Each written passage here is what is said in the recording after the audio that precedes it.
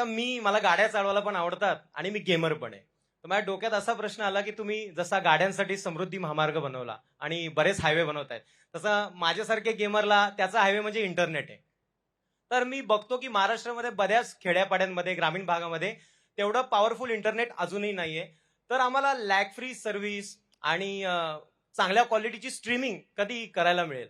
निश्चितपणे मला असं वाटतं की हा अतिशय महत्त्वाचा प्रश्न आहे आणि विशेषतः आय कॅन इमॅजिन की एखाद्या गेमरला जर लॅग आला तर काय परिस्थिती होईल. म्हणजे मला आठवतं की पूर्वी जेव्हा आपलं इंटरनेट सुरू झालं आणि त्यावेळेस एखादी वेबसाईट आपण डाउनलोड करायचो तर त्यावेळेस www टाईप केल्यानंतर ते लॅग जो यायचा तर त्याचं नाव वर्ल्ड वाईड वेबच्या ऐवजी वर्ल्ड वाईड वेट झालं होतं.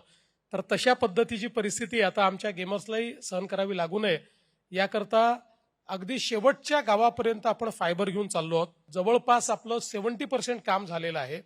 सो महाराष्ट्रामध्ये आज 40,000 गावं आहेत, 40,000.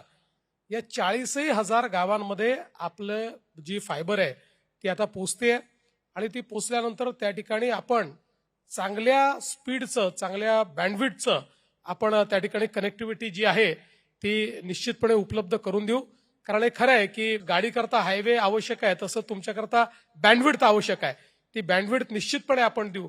मी तुम्हाला ॲश्युअर करतो की येत्या 2 ते 3 वर्षात अगदी गावामध्येही एखादा जो कोणी ई स्पोर्ट्सवाला आहे, कोणी गेमर आहे, याच्यापैकी कोणी असलं तरी त्याला त्या ठिकाणी त्याची हार आणि जीत ही लॅगमुळे होणार नाही, ती त्याच्या स्किलमुळे होईल.